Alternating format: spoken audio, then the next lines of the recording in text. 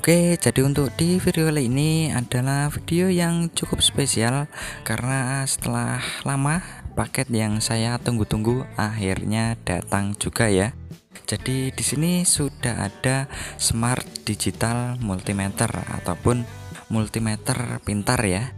Jadi setelah saya menunggu hampir mungkin 2 mingguan ya, dan paketnya akhirnya datang. Sebenarnya ini paketnya sudah datang sekitar semingguan yang lalu ya. Namun karena padatnya kesibukan baru sempat sekarang ini saya unboxing dan saya buat videonya untuk saya upload di channel ini ya. Jadi untuk multimeter ini dikirim langsung dari penjual yang ada di Cina sana ya, dan meminta saya untuk mempromosikannya. Jadi barangkali mungkin para penonton channel ini, para Anda sekalian yang berminat untuk membeli ataupun mempunyai produk ini, nanti bisa langsung cek aja untuk link pembeliannya sudah saya taruh di kolom deskripsi video ini.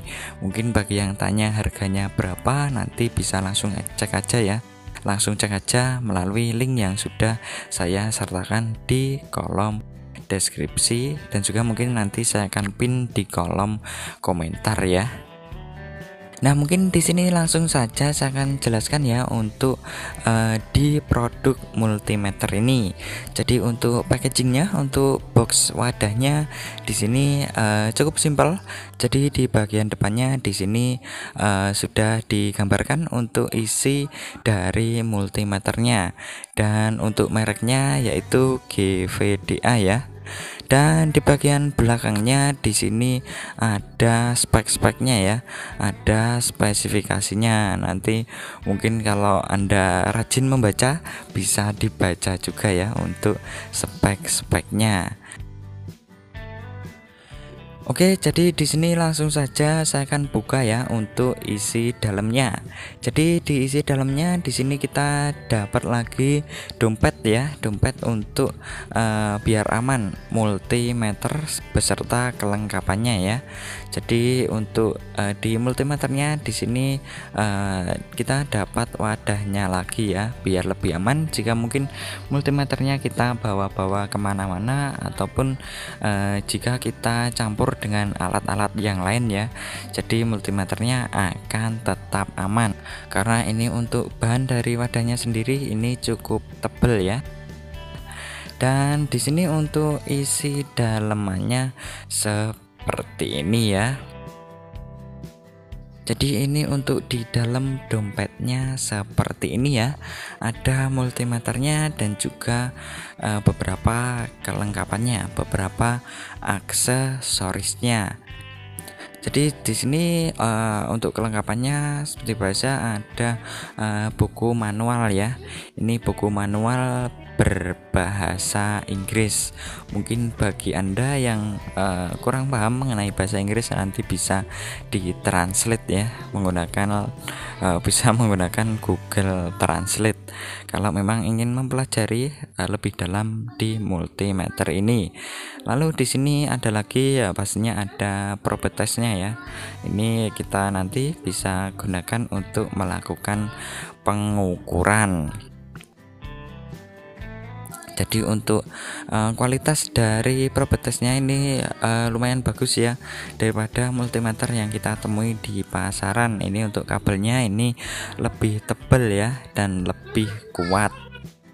Dan untuk di bagian sini ini soket yang nanti kita hubungkan ke multimeternya, dan di bagian satunya ini probe nanti untuk kita hubungkan ke yang mau kita ukur ya, misalkan mungkin untuk mengukuran tegangan ataupun hambatan dan lain sebagainya. Dan di sini ada juga untuk kabel. Ini khusus nanti kita gunakan untuk pengukuran suhu. Jadi untuk multimeter ini juga sudah bisa nanti untuk pengukuran suhu ya. Mungkin bisa kita aplikasikan untuk mengukur suhu mungkin transistor ataupun suhu solder ya. Itu yang sering kita gunakan ya dalam dalam penggunaan sehari-hari lah. Dan di sini saya akan coba untuk keluarkan untuk unit multimeternya itu sendiri. Jadi untuk multimeternya seperti ini ya. Ini kesan pertama yaitu untuk multimeternya cukup besar ya. Ini dimensinya hampir sama seperti HP ya atau smartphone yang kita pakai. Jadi untuk dimensinya kurang lebih samalah. Untuk perbedaannya mungkin hanya ketebalannya ya, karena ini lumayan tebal karena nanti terpasang baterai ya, baterai A3 nanti butuh 3 buah baterai. Di sini di paket pembeliannya belum termasuk baterai karena dikirim dari luar negeri, ataupun di dalam negeri pun kalau sudah melewati antar pulau itu juga nggak bisa ya untuk baterai. Jadi untuk baterainya nanti kita beli sendiri ya. Jadi di sini saya akan coba buka. Oh ya, di sini juga ada softcase pelindungnya ya. Jadi nanti untuk multimeternya jika kebanting-banting akan tetap aman ya. Bisa mengurangi mungkin pecah ataupun lecet. Di sini saya akan coba untuk buka. Ini di bagian belakangnya, ini untuk di tempat baterainya ya. Jadi di sini ada satu baut ya. Ini tinggal kita buka untuk memasang baterainya. Jadi di sini kita butuh baterai 3 buah, baterai A3 ya. Jadi di sini saya tadi sudah beli baterai. Saya pakai baterai alkalin ya biar lebih awet. Ini langsung saya coba untuk pasangkan ya.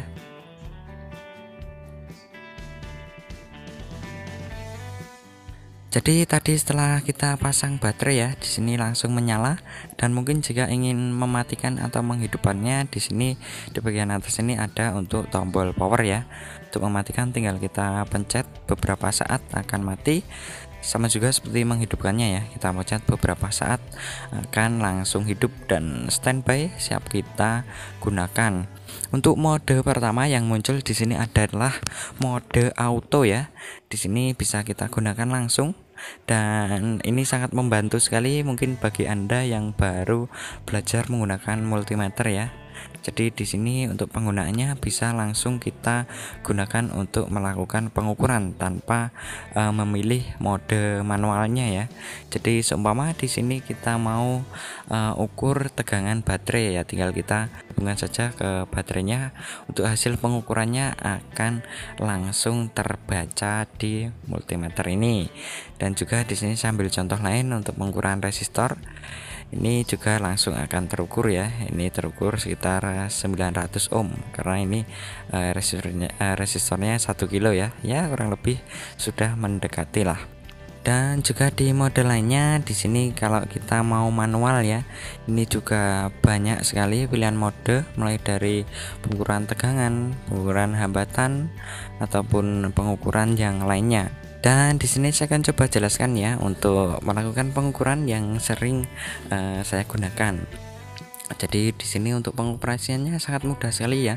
Untuk memindah mode-modenya tinggal kita pencet aja. Untuk yang tombol merah ini ya, ini ada tombol auto. Ini yang merah ini kita tinggal pencet-pencet untuk nanti memindah modenya. Untuk mode yang pertama di sini ada mode pengukuran tegangan ya. Di sini tadi saya coba untuk pengukuran tegangan baterai, ini tegangan DC ya. Dan juga kita bisa mengukur tegangan AC atau tegangan bolak-balik ya. Di sini bisa kita rubah dengan cara memencet tombol sel ini ya, ada tulisan tombol sel. Ini tinggal kita pencet untuk memindah mode DC ke AC ataupun sebaliknya. Ini bisa kita gunakan untuk pengukuran mungkin tegangan PLN ataupun tegangan output trafo. Jadi seperti itu. Untuk mode selanjutnya ini ada mode pengukuran hambatan ya. Jadi di sini untuk pengukurannya ya seperti biasanya, tinggal kita hubungkan ke komponen yang ingin kita ukur. Di sini saya ukur resistor. Ini resistor 1 kilo ya, sudah langsung akan muncul untuk hasil pengukurannya. Lalu untuk mode selanjutnya lagi ini ada mode buzzer ya, atau mode yang bunyi-bunyian itu. Ini saya ambilkan contoh. Ini jika kita hubungkan akan bunyi untuk multimeternya. Ini bisa kita gunakan untuk mengetahui kabel putus atau tidak, atau sebuah rangkaian elektronik apakah terhubung ataupun mungkin ada yang terputus ya. Jadi ini sangat bermanfaat sekali ya jika kita akan melakukan pengukuran ataupun pengecekan jalur rangkaian elektronik. Lalu untuk selanjutnya di sini ada mode yang logonya ini lambang dioda ya. Di sini biasanya saya gunakan untuk melakukan pengecekan transistor final. Jadi di sini nanti bisa kita gunakan untuk melakukan pengecekan transistor final yang masih bagus ataupun sudah short ya, atau sudah konslet. Lalu ini untuk selanjutnya ini untuk mengukur kapasitas sebuah kapasitor ya. Jadi ini biasanya saya gunakan untuk mengukur kapasitas suatu elko. Ini saya ambil contoh untuk pengukuran elko ini ya. Ini elko 1000 mikro, ini langsung bisa terdeteksi, bisa langsung muncul hasilnya di multimeter ini. Jadi ini juga bisa kita gunakan untuk melakukan pengetesan apakah elko tersebut nilai kapasitasnya real ataupun tidak ya. Biasanya saya gunakan untuk pengukuran elko. Jadi juga ini biasanya saya gunakan buat mengetahui kualitas suatu merek elko ya. Jadi sangat berguna sekali. Di sini masih banyak sekali mode-mode. Ini ada microvolt juga sama seperti tadi untuk pengukuran tegangan, namun dalam skala yang lebih kecil. Ini ada mode untuk pengukuran frekuensi ya, karena ini tidak ada yang saya akan ukur, jadi saya lompati aja ya. Mungkin nanti kalau Anda mau lakukan pengukuran untuk buku untuk panduannya terdapat di buku manual ya. Dan di sini seperti tadi untuk pengukuran temperatur. Jadi di sini bisa kita gunakan untuk mengukur suhu mungkin transistor final ataupun suhu solder. Biasanya saya gunakan untuk pengukuran itu ya. Ini probenya harus kita ganti menggunakan tadi ya, sudah disediakan untuk kabel khusus. Jadi ini ada ujung satunya, ini nanti kita arahkan ke media apa yang mau kita ukur ya. Ini saat ini untuk suhu ruangan, karena ini enggak saya hubungkan ke mana-mana.